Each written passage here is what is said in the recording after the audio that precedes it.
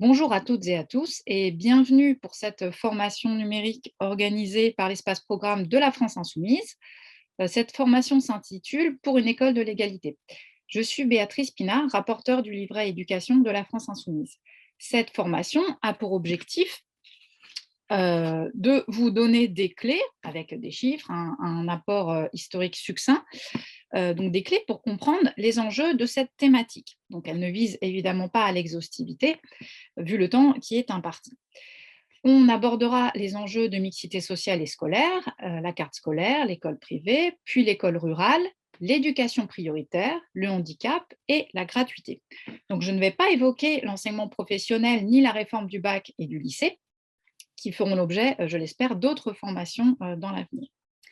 Alors, je vais commencer par une petite introduction sur l'égalité des chances.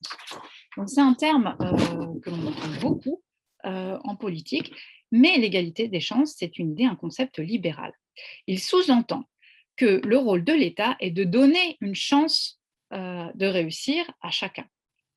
Chaque élève est alors responsable individuellement d'avoir su ou non saisir cette chance. Nous soutenons au contraire qu'il est la responsabilité collective, et donc de l'État, d'assurer à chacun les conditions de sa réussite scolaire, de permettre à chacun de choisir ses études en fonction de ses aspirations. Nous défendons l'égalité réelle de tous les citoyens et le meilleur pour tous les élèves. Donc, comment ça s'incarne dans la réalité? Comment ça se traduit? Ça se traduit par exemple par les cordées de la réussite, des internats d'excellence. Ce sont des dispositifs qui concentrent les moyens sur quelques élèves issus des milieux populaires ou ruraux et laissent la grande majorité sans moyens. Alors, donc ce sont des dispositifs d'accompagnement à l'orientation pour les cordées de la réussite, avec une nouvelle version, les cordées du service public. Ce sont des dispositifs d'accompagnement à l'orientation des élèves de la quatrième à l'enseignement supérieur. Ils reposent sur le volontariat des élèves et des établissements participants et n'est donc pas automatiquement délivré à tous les élèves. Ça consiste en du tutorat et des actions d'ouverture culturelle, comme par exemple des visites de musées ou d'institutions publiques. Et dès cette année, Emmanuel Macron a annoncé le doublement des élèves accompagnés pour atteindre 200 000 élèves. Dans le même temps, le service public d'orientation a été supprimé par ce gouvernement. Et donc, il est remplacé par ces actions de tutorat et de mentorat qui symbolisent finalement la Startup Nation de Macron. Il suffit à des adultes, et là je vais citer Emmanuel Macron, d'apporter leur propre exemple de vie pour accompagner des jeunes dans leurs projets. Donc, on n'a plus besoin finalement de psychologues scolaires de l'éducation nationale qui sont spécialisés dans l'orientation. Il s'agirait finalement de traverser la rue, savoir saisir des opportunités pour réussir. Donc, le principe de l'intérêt général n'est plus au cœur des politiques d'éducation. L'école de l'égalité des chances, ce n'est pas l'école de l'égalité et de l'émancipation que nous défendons. Alors, je vais commencer mon premier point sur les enjeux de mixité sociale et scolaire. Et vous allez voir en haut, vous allez pouvoir suivre le développement tout au long de cette formation. Donc d'abord, la carte scolaire. Qu'est-ce que la carte scolaire? Elle est construite normalement, la plupart du temps, pour assurer une mixité sociale dans les établissements scolaires. Donc, c'est la répartition des enfants en âge d'être scolarisés dans un établissement en fonction du lieu de résidence. Donc, chaque établissement, que ce soit une école, un collège ou un lycée, est sectorisé, c'est-à-dire que tous les enfants qui habitent dans un secteur vont être scolarisés dans cet établissement public, on n'a pas le choix de s'inscrire dans tel ou tel établissement public. Mais il est possible de contourner cette carte scolaire en se tournant vers les établissements privés. C'est pour ça que je vais aborder l'école privée. Alors actuellement, l'enseignement privé sous contrat est à 96% catholique et il scolarise 2 fois moins de boursiers que l'enseignement public. Alors, je vais vous présenter quelques statistiques qui me semblent assez révélatrices. Donc, dans ce rapport qui s'intitule La massification scolaire sous la Ve République, il a été publié en 2015, donc c'est un rapport de l'Éducation nationale.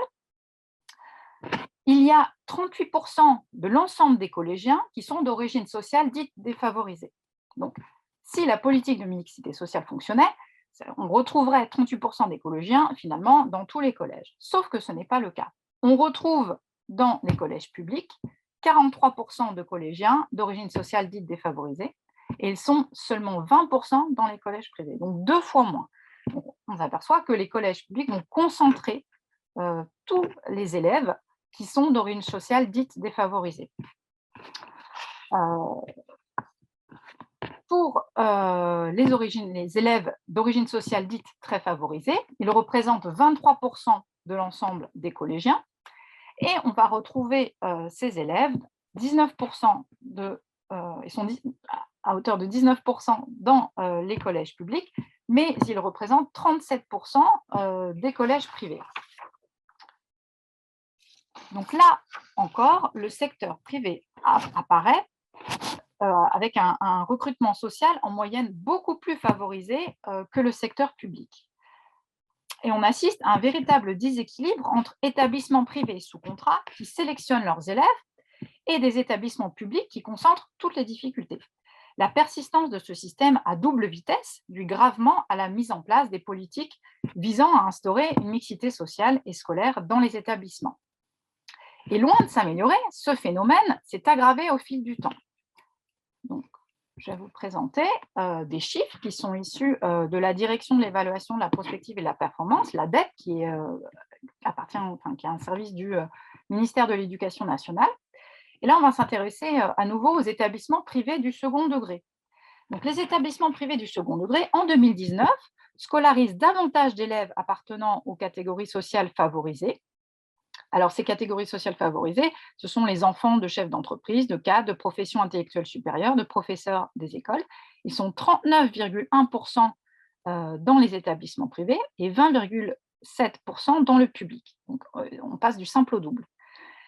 Et en 2009, il y avait 33,8% de filles et chefs d'entreprise, de cadres, de professions intellectuelles supérieures, d'instituteurs, contre 20,1% dans le secteur public. Donc, on s'aperçoit qu'il y a une aggravation de ce dualisme entre établissements privés sous contrat et établissements publics.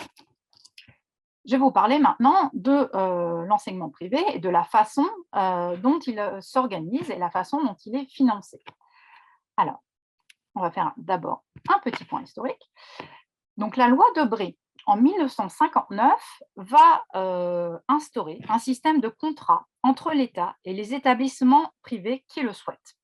Donc, on va distinguer les établissements privés sous contrat d'association avec l'État, et les établissements privés hors contrat, donc qui n'ont pas passé de contrat avec l'État. Les établissements privés qui passent un contrat avec l'État s'engagent à respecter les programmes de l'Éducation nationale, à accepter les élèves sans distinction de religion, mais ça ne les empêche pas de sélectionner les élèves qui sont inscrits dans leurs établissements, et il y a un contrôle de l'État. En contrepartie, on va voir que ces contreparties sont extrêmement importantes.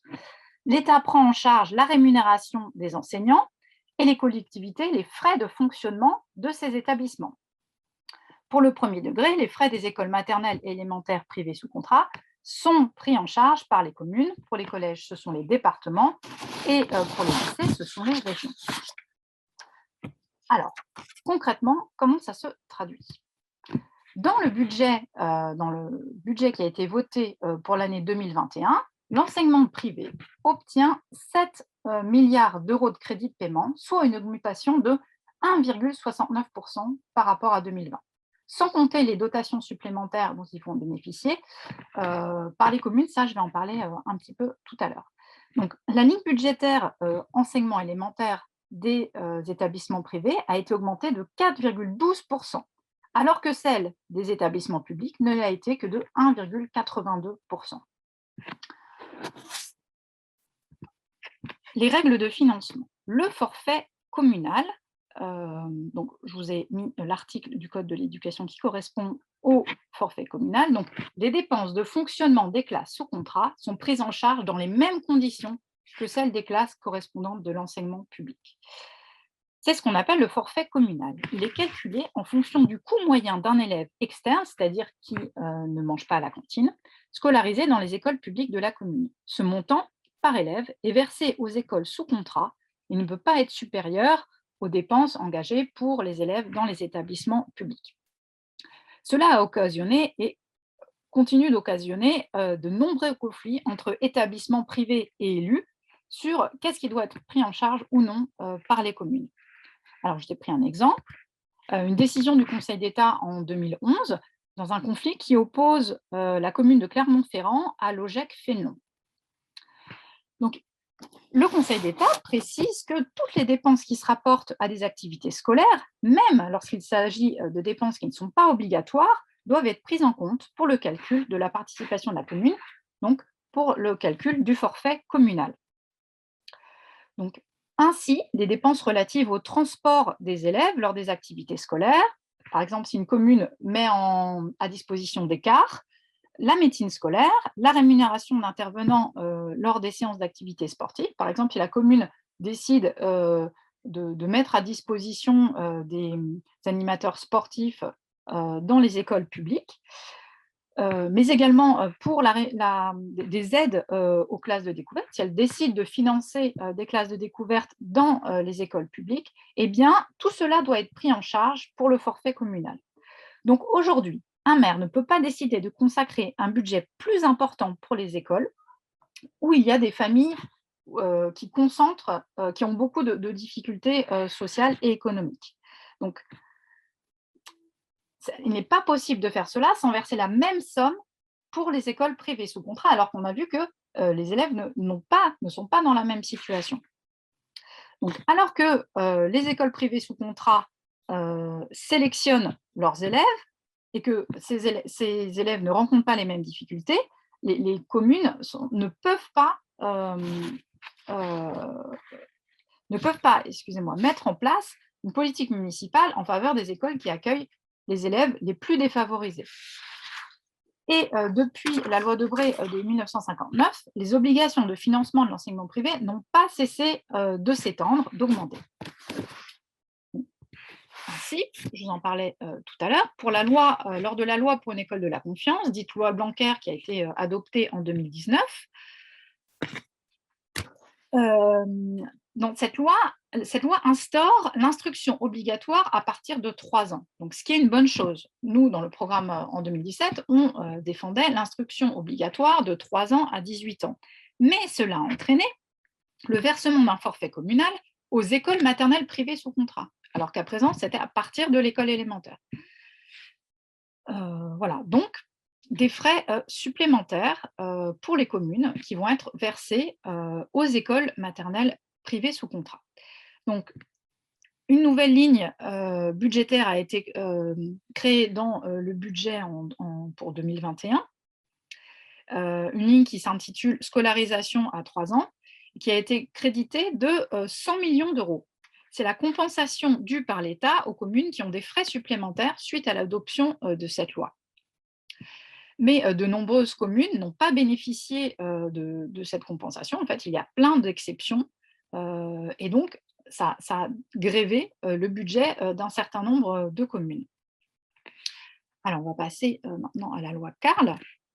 Donc, la loi Carle en 2019, donc, finalement, ça se traduit dans 7 articles du Code de l'éducation. Donc, la loi Carle instaure de nouvelles obligations de financement pour les communes. Elle fixe les conditions dans lesquelles les communes doivent verser un forfait communal aux écoles privées pour les élèves qui sont scolarisés hors de leur commune. Donc, des élèves dans une commune choisissent d'être scolarisés dans une école privée sous contrat dans une autre commune. Dans certains cas, les communes doivent malgré tout verser ce forfait communal.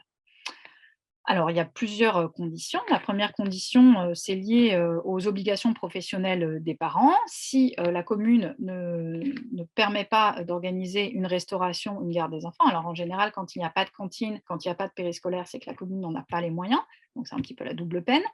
Dans une deuxième condition, si un frère ou une sœur sont inscrits dans un établissement scolaire de la même commune, donc d'une commune qui n'est pas celle où ils résident, et avec des raisons médicales. On va juste en dessous de mon petit 3, il y a le 4. Maintenant, c'est un 4. Donc, la participation financière à la scolarisation des enfants dans les établissements privés du premier degré sous contrat qui dispensent un enseignement de langue régionale est une contribution volontaire. Donc, Jusqu'à présent, les maires n'avaient pas à verser ce forfait communal si des élèves choisissaient d'aller dans une autre commune suivre un enseignement en langue régionale dans une école privée sous contrat. C'était volontaire. Alors, il y a eu beaucoup de contentieux et une proposition de loi a été adoptée le 8 avril cette année, le 8 avril 2021, et crée finalement une quatrième possibilité en rendant obligatoire cette contribution des communes, ce versement du forfait communal aux établissements privés sous contrat lorsqu'ils sont en dehors de la commune de résidence. Donc à nouveau, on constate que le financement des écoles privées ne cesse d'augmenter au fil du temps. La loi Carle, elle a des conséquences. Elle fragilise les écoles primaires publiques des petites communes rurales, dont le maintien dépend souvent de l'inscription d'un ou deux élèves.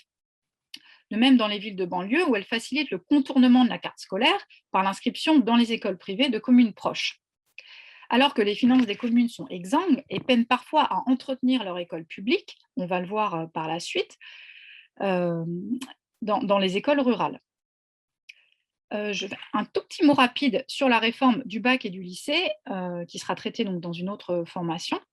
Pour la réforme donc c'est une réforme qui est menée par Blanquer. Cette année, ce sera la première année du nouveau bac Blanquer. 40% de la note obtenue au bac est issue du contrôle continu. C'est l'instauration d'un bac local. Une note obtenue dans un lycée réputé n'est pas équivalente à une note obtenue dans un lycée concentrant les difficultés économiques et sociales. Donc le bac aura une valeur différente en fonction de l'établissement duquel l'élève est issu. Donc ce sera d'autant plus vrai pour les lycées privés sous contrat. Je vais passer aux mesures défendues par la France insoumise. Donc, on a brossé le tableau de l'école privée, de la carte scolaire, des enjeux de mixité sociale et scolaire. Et que proposons-nous? On propose de conditionner la contractualisation des établissements privés au respect de la sectorisation des établissements publics. Ça signifie que pour qu'un établissement soit sous contrat d'association avec l'État, il doit respecter la carte scolaire. Donc, on propose pour cela de mettre en place un groupe de travail qui associe universitaires, élus locaux, parents d'élèves, syndicats, ministère de l'Éducation nationale, du logement, des transports, et ils seront chargés d'établir une carte scolaire qui va intégrer les établissements privés. On propose également de réserver les fonds publics à l'école publique et d'abroger notamment la loi Carle que je viens de vous décrire. On va passer à présent à un deuxième point sur l'école rurale. Donc, l'article L212-2 du Code de l'éducation prévoit que toute commune doit être pourvue au moins d'une école élémentaire publique. Alors, ça doit vous étonner, parce qu'on a entendu que beaucoup d'écoles en milieu rural fermaient ces dernières années. Donc, ce n'est pas le cas. Alors, il y a des fermetures et il y a des regroupements d'écoles. En fait, c'est une fermeture, mais plusieurs écoles sont regroupées dans une même commune. Et nous pensons, voilà, contrairement à ce gouvernement, que les communes doivent pouvoir garder leur école. Cela leur permet de maintenir une vie au cœur de ces villages et ça renforce les liens entre les familles et l'école. Les temps de trajet des élèves sont allongés et les familles sont de plus en plus éloignées de l'école. Les élèves les plus fragiles en sont les premières victimes et ça affaiblit le lien entre l'école et les familles. Donc, nous souhaitons permettre à chaque élève d'effectuer une scolarité dans l'enseignement public. Et il n'est pas acceptable que des communes se contentent d'une seule école privée. Le service public de l'éducation nationale doit être présent sur tout le territoire. Donc, en 2017, par exemple, on relève dans le Morbihan que 57 communes n'ont qu'une seule école privée. Donc, pour aller à l'école, soit il y a une école privée sous contrat qui est dans cette commune, et sinon, il faut faire des trajets supplémentaires, prendre du temps pour aller dans une autre commune, pour aller dans une école publique. Et plus de 60 communes en Vendée sont également sans école publique. On recenserait près de 500 communes sans école publique. Alors, comment est-ce qu'on en arrive là? Je vais vous présenter un graphique avec le nombre d'écoles publiques en France de 2005 à 2019. Donc, c'est assez éclairant, c'est assez parlant. Entre 2005 et 2019, 6213 écoles ont fermé, c'est plus d'une école par jour. Rendez-vous compte, plus d'une école par jour a fermé. Alors Jean-Michel Blanquer, lui, n'est pas en reste, hein, il a continué cette politique qui ne date pas effectivement du quinquennat Macron. À la rentrée 2018, 499 écoles publiques ont fermé. À la rentrée 2019, 447 écoles publiques ont fermé. Pourtant, le 27 avril 2019, à la suite d'Emmanuel Macron lors du débat national, Jean-Michel Blanquer affirmait: nous ne fermerons pas d'écoles primaires. C'est la première fois qu'un gouvernement s'engage à faire cela. C'est énorme. Pour les classes, c'est forcément différent. Personne, aucun ministre de l'Éducation ne pourrait vous dire qu'il n'y a jamais eu de fermeture de classe. Bon. En réalité, le ministre s'est engagé à ne plus fermer d'écoles dans les communes de moins de 5000 habitants sans l'accord du maire.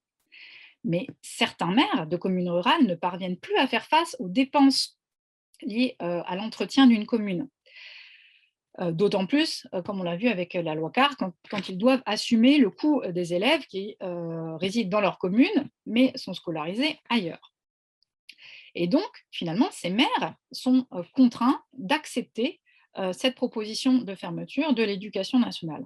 Donc, on voit bien que c'est un jeu de dupes, c'est de la communication, et que c'est bien la politique menée par Jean-Michel Blanquer qui détruit les écoles rurales. Et l'État, plutôt que fermer des écoles, devrait pouvoir aider les communes qui ont des difficultés à entretenir les locaux, ne pas les laisser seules face à ces dépenses impossibles. Les maires sont finalement contraints à fermer faute d'aide. Alors, on va poursuivre un moment l'étude des chiffres parce qu'il me semble vraiment important et assez révélateur de ce qui se passe. Donc, en 2018, au total, il y a eu 1097 fermetures de classes dans les écoles rurales pour seulement 289 ouvertures, soit un différentiel de 808 postes supprimés. Donc là, on n'est plus dans les fermetures d'écoles, on est dans les fermetures de classes. Donc les 3880 postes créés pour la rentrée 2018, parce que Jean-Michel Blanquer et les membres du gouvernement vont mettre en avant toutes les ouvertures de postes, tout le nombre d'enseignants supplémentaires qui existent. Mais en fait, ces postes vont être grignotés, mangés, absorbés par le dédoublement des CP et CE1 en REP+, et des CP en REP. Ça va consommer 6200 postes. Et même en tenant compte de la baisse démographique, il manque 1200 postes. Donc, le redéploiement des postes vers les doublements en CP et CE1 va se faire en ponctionnant les écoles rurales pour les réaffecter dans des villes où se situe la majorité des réseaux d'éducation prioritaire. Donc, on voit que ça se fait au détriment de l'école rurale. Et on va l'expliquer on est sur le chapitre sur l'éducation prioritaire ensuite. Ça s'est ensuite réalisé beaucoup aussi au détriment de l'école maternelle et de l'école élémentaire en dehors des zones d'éducation prioritaire. Donc, quelles sont les mesures de la France insoumise pour l'école rurale? Alors, il nous semble indispensable de densifier le maillage des établissements en zone rurale afin de limiter à 30 minutes les temps de transport scolaire. Donc, c'est-à-dire qu'il va falloir construire, plutôt que fermer des écoles. Nous, on propose de construire des écoles dans ce qu'on appelle les déserts scolaires. Et bien sûr, il faut que ça s'accompagne d'aide aux communes pour l'entretien de ces établissements scolaires. Donc, pas plus de 30 minutes de transport pour qu'un élève ait accès à une école. On va passer au chapitre 3, qui est consacré à l'éducation prioritaire. Donc, je vais faire un très bref rappel historique sur ce qu'est l'éducation prioritaire, mais juste avant, je voudrais faire une petite introduction. Je viens de vous expliquer que la politique de dédoublement des classes de CP et CE1 en éducation prioritaire a été réalisée aux dépens des zones rurales pendant une grande partie du quinquennat de Macron. Mais on observe cette année, et c'est encore plus flagrant cette année, mais cette tendance était déjà amorcée l'année dernière, une volonté toute relative d'épargner les écoles rurales au détriment des académies de Versailles et Créteil en particulier. Alors, en avril 2020, pendant le premier confinement, donc c'était l'année dernière, Jean-Michel Blanquer avait annoncé 1248 postes en plus dans le premier degré pour lutter contre les inégalités après le confinement. Alors en réalité, il n'y a que 625 postes ouverts en plus au concours de recrutement de professeurs des écoles.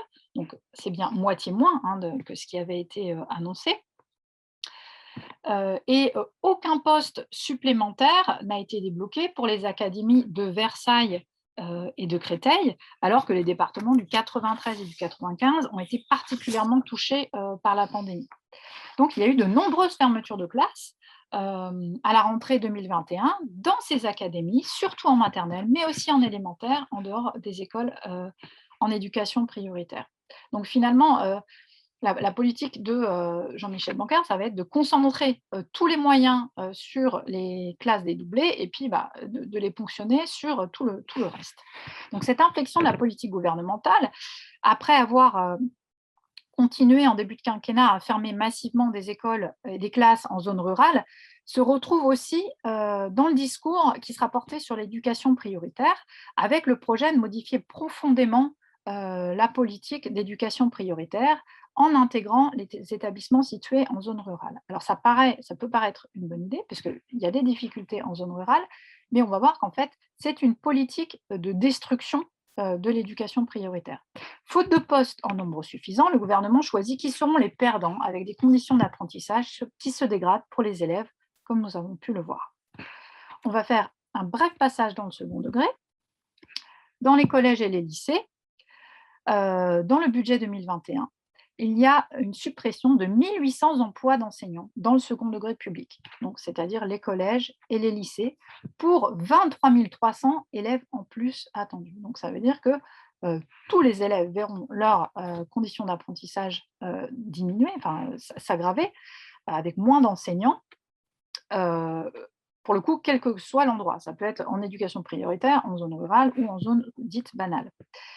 Finalement, depuis 2018, donc c'est-à-dire depuis l'arrivée de ce gouvernement et de Macron au pouvoir, il y aura 7 490 emplois supprimés dans le second degré. Et dans le même temps, les effectifs auront augmenté de près de 68 000 élèves.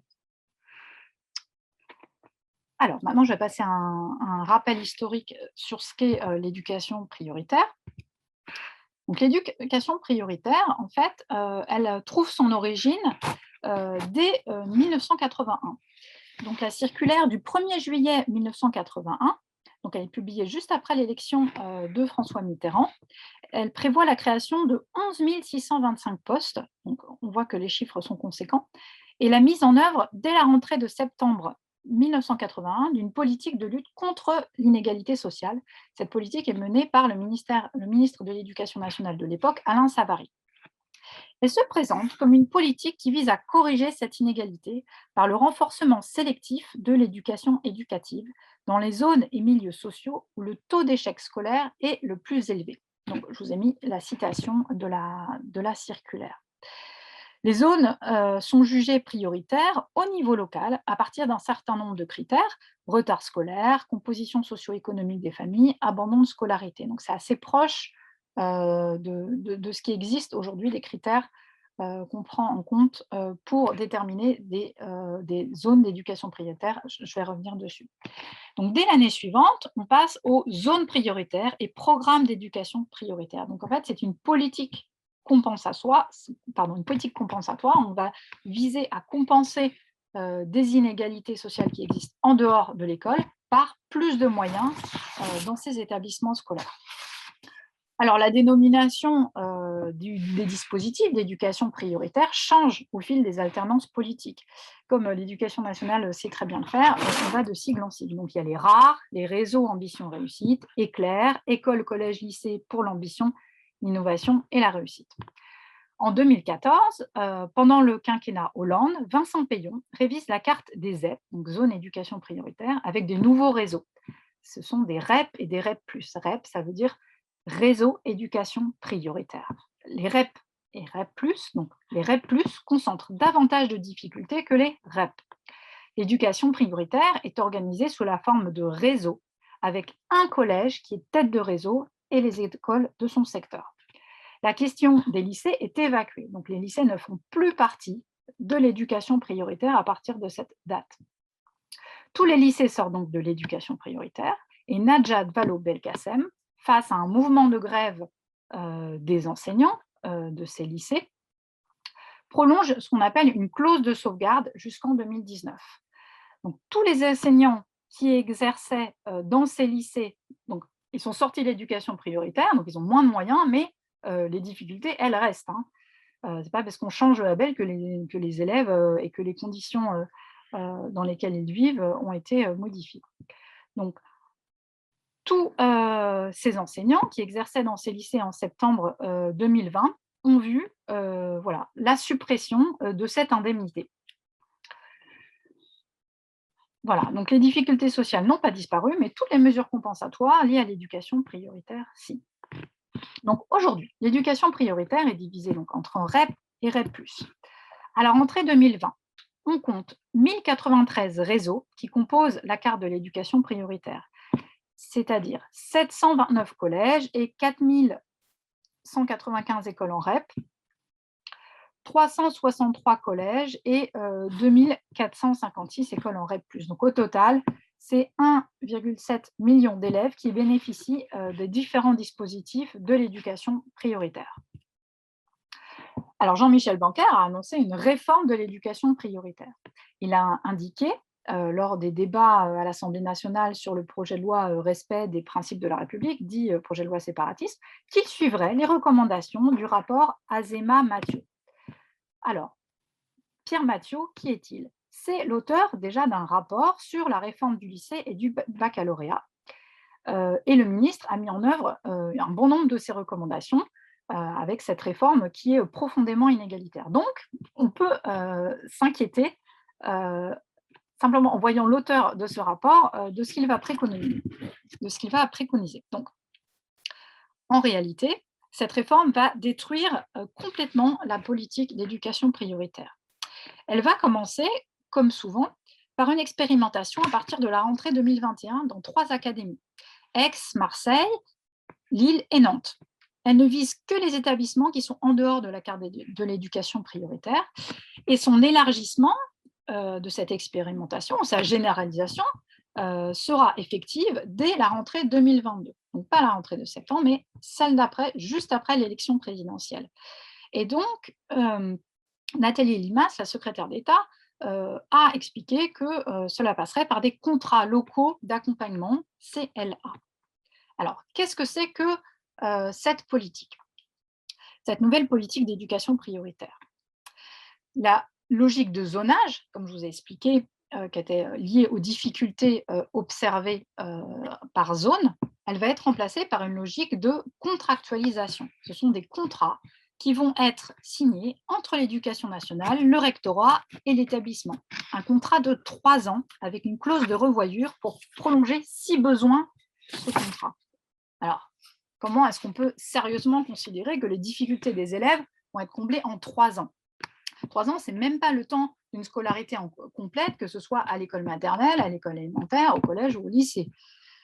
Donc, la contractualisation, en fait, elle va organiser une concurrence entre établissements qui devront prouver la pertinence de leur projet pour obtenir des moyens.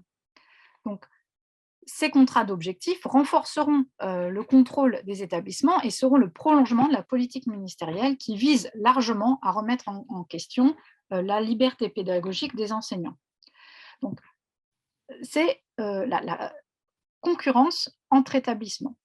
Donc, on passe vraiment d'une logique de il y a des difficultés, vous avez le droit à des mesures compensatoires, à il y a une concurrence entre établissements pour décrocher des mesures d'aide. C'est une contractualisation qui est basée également sur des critères fourre-tout, qui laissent présager des arbitrages locaux qui ne garantiront pas une égalité de traitement entre établissements. Donc, finalement, ces arbitrages locaux feront la part belle aux enjeux politiques locaux et parfois à des rapports de force entre établissements et académies pour pouvoir obtenir ces moyens supplémentaires. Ces décisions ne seront pas prises en toute transparence et ne garantiront pas une égalité de traitement entre établissements. On va aussi mélanger différentes problématiques et oublier la raison d'être de l'enseignement prioritaire pour finalement mieux la supprimer en la diluant dans un dispositif dont on peine à trouver le sens en intégrant certains lycées et en intégrant les zones rurales. Ce dispositif cherche à répondre, selon le gouvernement, au manque de l'éducation prioritaire, donc en particulier à la problématique des écoles orphelines. Les écoles orphelines, c'est des écoles qui ne sont pas rattachées à un collège de l'éducation prioritaire. Mais en fait, il aurait simplement fallu permettre à ces écoles orphelines de participer, de bénéficier de la politique d'éducation prioritaire. Il n'était pas nécessaire de casser toute la politique d'éducation prioritaire pour les intégrer. Et de même pour certains lycées professionnels. Donc voilà, nul besoin de tricoter l'éducation prioritaire pour cela. Il est possible d'ajouter de nouveaux critères pour inclure ces établissements.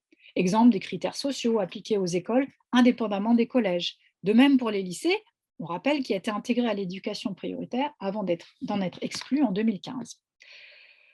Quant à la problématique des établissements ruraux, de nouveaux dispositifs pourraient être créés plutôt que de les fondre dans l'éducation prioritaire. Donc finalement, on oppose les besoins des uns et des autres plutôt que de répondre aux besoins de chacun. C'est une réforme de l'éducation prioritaire qui va entraîner une décentralisation puisque ce sera géré au niveau local par les rectorats. Et la décentralisation rime souvent avec gestion de la pénurie de moyens. Et donc, on peut craindre, comme le préconisait le rapport Azéma-Mathiot, un redéploiement des enveloppes entre académies et la mutualisation des services publics. Mutualiser, ça veut dire, avec la même somme, on fait plus, parce qu'on doit se partager cette somme. Donc, il y aura plus d'établissements inclus dans une même enveloppe, c'est moins de moyens pour les établissements actuellement en REP, en éducation prioritaire. Quelles conséquences ensuite de la fin de la labellisation des REP sur les établissements? Ça veut dire qu'il n'y aura plus ce mot REP et il n'y aura plus une liste d'établissements REP en éducation prioritaire. Donc la baisse du nombre d'élèves par classe qui est liée à cette labellisation sera supprimée. De nombreuses classes seront fermées et des milliers de postes économisés. De même, pour les dotations horaires globales, les DHG, dans le second degré, seuls les doublements seront maintenus. Les économies seront donc réalisées et elles auront pour conséquence une dégradation des conditions d'études pour tous les élèves touchés par ces mesures. Et pour les enseignants, ça signifie, est-ce que ça signifie la perte de la prime REP qui est de 145 € brut par mois? Donc ça concerne quand même 63 000 enseignants. Est-ce qu'il y aura aussi une dégradation des conditions de travail avec plus d'élèves par classe, moins de temps pour chaque élève? On se demande également si il n'y aurait pas des primes qui seraient conditionnées au fait d'accepter plus de travail. Donc, ce serait travailler plus pour gagner plus. Par exemple, des formations pendant les vacances, des missions supplémentaires contre des indemnités ou des avantages de carrière, des postes à profil ou l'individualisation des situations au sein d'une même équipe. C'est-à-dire que ça casse aussi le statut de fonctionnaire. C'est-à-dire que chaque enseignant n'aura pas la même carrière, n'aura pas la même rémunération, alors qu'ils sont dans le même établissement. Et enfin, l'enseignement privé sous contrat pourrait entrer dans l'éducation prioritaire en appliquant une sectorisation et une modulation des aides ou une contractualisation avec incitation financière. Alors là, on dit attention, parce que si nous demandons la sectorisation des établissements, ce n'est pas un quota, ce n'est pas un pourcentage. Les établissements privés sous contrat auraient un petit pourcentage, ferait un petit effort pour accepter des élèves en situation défavorisée et pourrait ainsi capter les aides de l'éducation prioritaire. Donc là, on dénonce une captation des financements de l'éducation prioritaire accordés par l'État, mais aussi le versement d'aides des collectivités territoriales pour les frais de consommation. Donc, il y a beaucoup de conséquences à cette entrée de l'enseignement privé sous contrat dans l'enseignement prioritaire. Alors, quelles sont les mesures défendues par la France insoumise pour l'éducation prioritaire? Donc, réduire massivement les effectifs par classe, 20 élèves maximum en maternelle, primaire, collège, lycée professionnel et technologique, 25 en lycée général. Donc, on réintègre les lycées. 2 enseignants par classe en maternelle et primaire. Nous proposons également de réunir un groupe de travail réunissant syndicats, associations de parents d'élèves, ministère de l'Éducation nationale, de l'aménagement du territoire, chargé d'établir une carte de l'éducation prioritaire intégrant les lycées et répondant aux besoins éducatifs sur la base de critères objectifs et transparents. Donc, on n'est pas du tout sur les propositions de réforme de Jean-Michel Blanquer qui dit bah, finalement ça va se traiter au niveau local. Non, il nous faut des critères objectifs et transparents pour établir une carte de l'éducation prioritaire. Nous proposons également d'harmoniser par le haut les dispositifs des établissements de l'éducation prioritaire pour parvenir à un label commun à tous les établissements et viser la stabilisation des équipes pédagogiques. C'est également accorder le droit à la scolarisation dès 2 ans dans le cadre d'un service public de la petite enfance garantissant la pluralité des choix aux parents. Donc, euh, auparavant, le droit à la scolarisation dès 2 ans, c'était des postes qui existaient dans l'éducation prioritaire, mais faute de postes, la plupart des classes ont fermé en éducation prioritaire. Nous proposons également d'assurer un soutien scolaire gratuit par le service public d'éducation, de renforcer le dispositif plus de maîtres que de classes, prioritairement en CP et CE1. Donc, le dispositif plus de maîtres que de classes, c'est un dispositif qui existe toujours en éducation prioritaire, c'est-à-dire qu'il y a un maître supplémentaire qui va intervenir dans la classe, où il y aura de la co-animation au sein de la classe. C'est des dispositifs qui existaient et qui, tous les postes ont été aspirés par le dispositif de dédoublement des classes. Donc, il n'y a quasiment plus de postes, plus de maîtres que de classes en éducation prioritaire. Donc, nous souhaitons les rétablir. C'est un dispositif qui était plébiscité par les enseignants. Donc, on souhaite y affecter 5000 enseignants durant le quinquennat. Enfin, nous souhaitons reconstituer les RASED pour atteindre 15 000 postes. Les RASED, ce sont les enseignants qui s'occupent de la difficulté scolaire. Alors, il y a les psychologues scolaires et puis différents maîtres spécialisés qui proposent des aides aux élèves qui en ont besoin. Donc, ils sont décimés. Il y a certaines circonscriptions où il n'y a plus de postes RASED. Donc, nous souhaitons les rétablir. On va passer au chapitre sur les élèves en situation de handicap, avec d'abord un rappel historique. La loi de 2005, dont on a fêté les 15 ans très récemment, pose le principe selon lequel toute personne handicapée a le droit à la solidarité de l'ensemble de la collectivité nationale. La collectivité nationale lui garantit, en vertu de cette obligation, l'accès aux droits fondamentaux reconnus de tous les citoyens, ainsi que le plein exercice de sa citoyenneté. Et donc, l'accès à l'école est l'un de ces droits. On compte en 2019 361 174 élèves en situation de handicap scolarisés, soit 2 fois plus qu'en 2006. Alors, ça ne signifie pas que ces élèves n'étaient pas scolarisés jusqu'à présent. C'était le cas pour un petit nombre d'élèves, mais surtout que le nombre de notifications a très fortement augmenté. Alors, je vais vous expliquer comment ça fonctionne. Donc, quand un élève se trouve en situation de handicap, ses parents peuvent demander à bénéficier du soutien d'un ou une AESH, c'est un accompagnement des élèves en situation de handicap. Pour cela, ils doivent remplir un dossier MDPH. La MDPH, c'est la Maison départementale des personnes handicapées. La MDPH pourra alors délivrer une notification d'un certain nombre d'heures d'accompagnement auxquelles un enfant a le droit. Donc, c'est un droit opposable. L'État se doit de donner ces heures d'AESH, ces heures d'accompagnement aux élèves en situation de handicap. Les situations de handicap sont mieux reconnues et diagnostiquées qu'auparavant et donnent droit à un accompagnement qui était dans le passé réservé à des handicaps plus lourds. On peut cependant s'interroger sur le nombre de places en établissements spécialisés qui ne cesse de baisser. À la rentrée 2019, 77 338 enfants et adolescents étaient scolarisés dans des établissements spécialisés, soit 2 713 enfants de moins en un an. Depuis 2014, on n'a jamais atteint un chiffre aussi bas. Donc, ces élèves qui étaient scolarisés en établissements spécialisés, on manque de places. Et ça crée des situations particulièrement difficiles pour les familles et pour ces élèves. Le nombre d'AESH a été multiplié par 5. Il est passé de 12 640 en 2006 à 74 904 en 2019. Cependant, ces AESH ne sont pas à temps plein. Le ministère ne communique pas le nombre d'enfants en situation de handicap sans AESH. Alors, je vais vous montrer les résultats d'une enquête menée à la rentrée de 2019 par 3 associations, Toupi, Autisme France et Info Droit Handicap, donc entre le 2 septembre 2019 et le 10 septembre 2019. Donc, ils estiment qu'il y a entre 11 000 et 13 000 élèves qui ont été privés d'AESH à la rentrée cette année-là en 2019.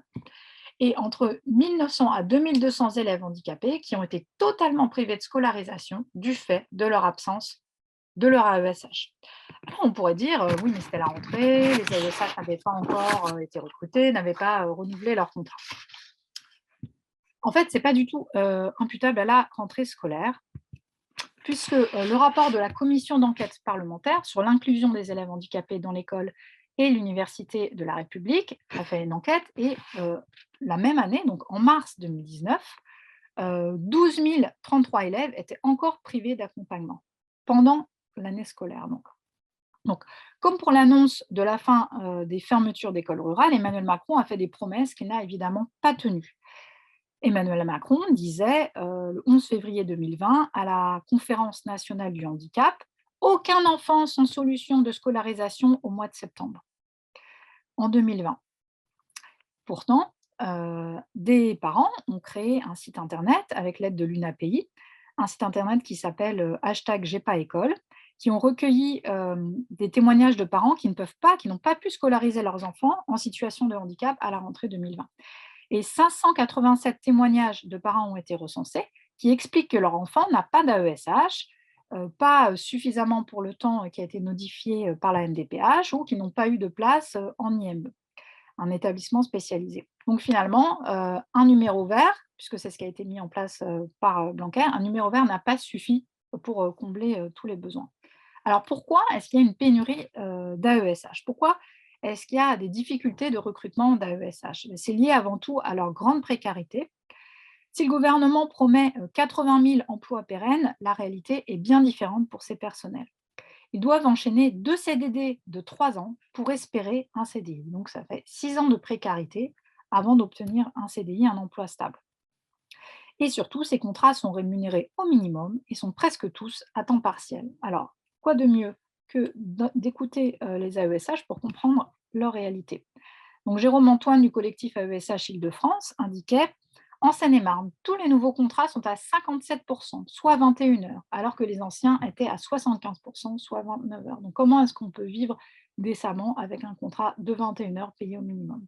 Anne, AESH, dit qu'un accompagnement de 26 heures par semaine, c'est 830 € net par mois au bout de 14 ans de carrière. À la rentrée 2020, les murs des écoles du 19e arrondissement de Paris ont été recouverts d'affiches reproduisant les fiches de paie des AESH. 812 € net par mois pour 24 heures par semaine, vous trouvez ça normal? Les conditions de travail des AESH, mais également l'accompagnement des élèves, s'est profondément dégradé avec l'apparition des PIAL. Les PIAL, ce sont des pôles inclusifs d'accompagnement localisé qui ont été créés lors de la loi pour une école de la confiance, donc la fameuse loi Blanquer, en 2019. Ça consiste à mutualiser des AESH. Mutualiser des AESH veut dire qu'en fait, on va économiser des postes face à l'augmentation des notifications MDPH. Les AESH sont amenés à accompagner jusqu'à 6 élèves en même temps, donc ce n'est pas un accompagnant pour un élève, c'est un accompagnement qui s'occupe de 6 élèves en même temps, alors qu'ils ont des besoins bien distincts et ils nécessitent un accompagnement spécifique. Et jusque-là, ils étaient dans des classes différentes. Là, du coup, l'AESH s'occupe dans une seule classe de tous les élèves en situation de handicap. Les élèves sont désormais parfois accompagnés par 3 personnes différentes par semaine, et cela a des conséquences pour leurs apprentissages. Les conditions de travail des AESH se sont évidemment dégradées. Les accompagnants changent sans cesse d'élèves et d'établissements scolaires au cours d'une même journée. Cette précarité n'est pas acceptable et la titularisation des AESH est demandée par des intersyndicales. Alors nous, qu'est-ce que l'on propose à à la France insoumise. On propose d'abaisser à 10 le nombre maximum d'élèves par classe en unité pour l'inclusion scolaire, ce sont les ULIS. Donc, ce sont des classes spécifiques qui accompagnent, qui accueillent des élèves en situation de handicap, et de garantir à chaque élève une place dans une structure ULIS en ouvrant le nombre de structures nécessaires. Parce que le problème, c'est que c'est des mois et parfois des années d'attente pour obtenir une place dans ces classes.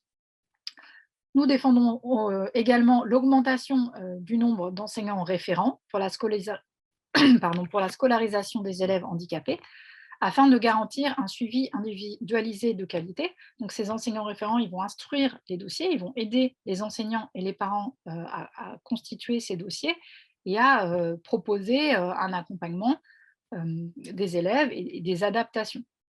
Donc, ils sont en nombre insuffisant, et donc la qualité de l'accompagnement s'en ressent, et il y a un délai important avant la prise en charge des élèves. Nous défendons également la mise en œuvre d'un plan de titularisation sous contrat unique des AESH, et nous proposons des formations qui doivent avoir lieu avant, de commencer leur contrat, ce qui n'est pas le cas dans 70% des cas actuellement. Et enfin, nous proposons de supprimer ces PIAL qui entraînent la mutualisation des AESH. Donc, on l'a déjà proposé lors des différents projets de loi, mais à chaque fois, ces propositions ont été balayées par le gouvernement. On va aborder un dernier thème, un dernier point, qui est celui de la gratuité. Donc, un enfant sur 5 vit sous le seuil de pauvreté en France, soit près de 3 millions d'enfants sont actuellement en situation de pauvreté. Le taux de pauvreté des enfants est de 20%, ce qui est nettement supérieur à celui de l'ensemble de la population, qui oscille autour des 14%. Donc, je vais vous citer quelques chiffres sur une enquête du CNAL qui a été réalisée en 2019. Alors, il recense les difficultés des parents pour financer les sorties à partir de la parole des enseignants. 42% des enseignants du premier degré et 82% des enseignants du second degré indiquent que des parents ont des difficultés pour financer les sorties scolaires. 59% des enseignants du second degré disent même que des élèves ne participent pas au voyage scolaire pour des raisons financières, c'est-à-dire que toute la classe va partir en voyage scolaire, sauf ces quelques élèves. Et 26% des enseignants du premier degré et 86% dans le second degré constatent que des familles ont des difficultés pour financer les dépenses de fourniture. Alors, on va passer au thème de la cantine. L'article L 131-13 du Code de l'éducation nationale précise que l'inscription à la cantine des écoles primaires, lorsque ce service existe, est un droit pour tous les enfants scolarisés. Il ne peut être établi aucune discrimination selon leur situation ou celle de leur famille. Pourtant, dans son rapport, le défenseur des droits, le rapport s'intitule « Un droit à la cantine scolaire pour tous les enfants », le défenseur des droits explique que ce n'est pas le cas pour plusieurs raisons. 40% des enfants des familles défavorisées ne mangeraient pas à la cantine, contre 17% des élèves issus des catégories socio-professionnelles supérieures.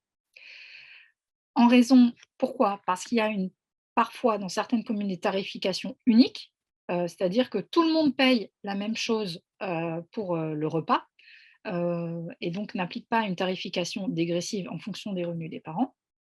Il y a également des communes qui réservent l'accès à la cantine aux enfants dont les parents travaillent, donc on voit que c'est illégal. Ils restreignent l'accès à la cantine des enfants en situation précaire, ou bien n'accueillent pas des élèves en situation de handicap. Donc nous, que proposons-nous ? Nous proposons la gratuité des cantines, du transport scolaire, des sorties scolaires, des manuels, du matériel sans marque, des équipements et fournitures dans la voie professionnelle. Nous garantissons l'égal accès de tous les élèves du premier degré à des enseignements artistiques et sportifs gratuits dispensés par des personnels recrutés sur concours. Donc, actuellement, il y a des associations sportives dans les établissements du second degré. Nous avons proposé que ces associations sportives soient également obligatoires dans tous les établissements du premier degré lors d'une loi pour la démocratisation du sport, et cette proposition a donc été rejetée par le gouvernement. Nous proposons également de créer une carte nationale de l'élève en formation permettant l'accès gratuit à la santé ainsi qu'à des activités sportives et culturelles. Nous proposons de créer des associations culturelles dans l'ensemble des établissements du second degré sur le modèle des associations sportives et enfin d'assurer un soutien scolaire gratuit par le service public de l'éducation. Voilà, j'en ai terminé de cette formation. Merci à vous de l'avoir suivie jusqu'au bout. Vous pouvez contacter l'équipe du livret éducation de la France insoumise à cette adresse. Elle est présente aussi sur le site internet de la France insoumise. Vous tapez livret éducation France insoumise. Et puis, je vous recommande de consulter le livret école qui contient beaucoup d'informations, beaucoup de propositions pour l'école. Au revoir.